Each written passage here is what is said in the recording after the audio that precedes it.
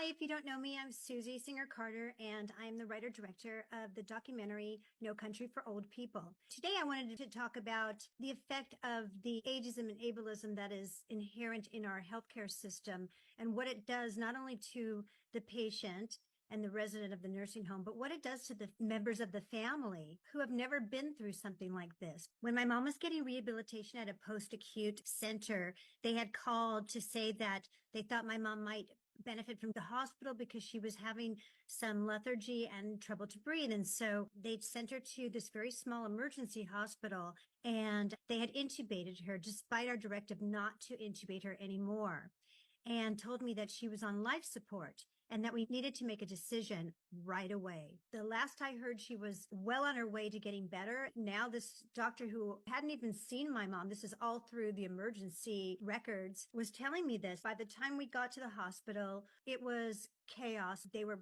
rushing us to make a decision. I'll let the rest of the story come out of this excerpt from our documentary, No Country for Old People. Didn't the nurse follow you to before we made the decision to remove the ventilator? And oh yeah, well there was that one nurse that was like, she came up, she was like, you got to help your mom with this. Like she wants to, your grandma wants to go, and she's holding on too tight. And I think I froze up because I was just like, I have no idea what you're talking about. It was really inappropriate to like rush the experience to put that on you. There was a lot put on you. Didn't she say, we got to make a decision? She was like pushy. As if there was some cutoff time. I remember a nurse being pushy with you. She was being pushy about mom making a decision whether to like kill Nanny or not. Yeah. It was really uncomfortable. Yeah.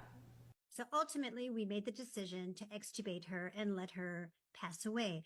The doctor said she would pass in 2 hours or a day tops. 4 days later, after my mom was given massive doses of fentanyl, which we get into in the documentary, and I may share an excerpt of that for my next post because that is a whole nother conversation. But my mom woke up, was completely compos mentis. She was laughing. She was hungry. She was watching TV. She wanted to go home. Going through something like that needlessly, it's really shameful. Here's how it affected my daughter. Just an incredibly traumatizing experience because she was not in a pretty state. It was a very scary breathing sound. I really thought she was going. Mom's like, inconsolable. And, you're talking her through the Rainbow Bridge or whatever, that she's actually not on. She's actually just suffering. Right. And totally alive. Right.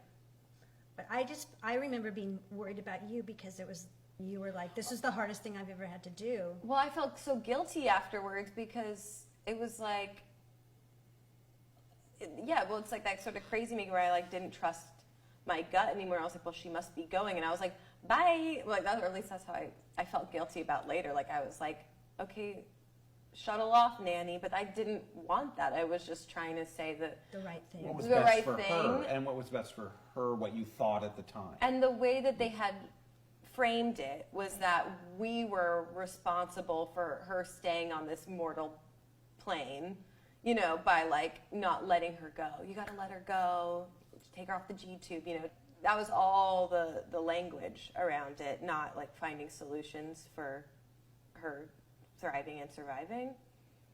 So, you like just mentally, it's an extremely confusing moment where and like guilt-ridden, like I was, right. I don't know, like an accomplice in her death.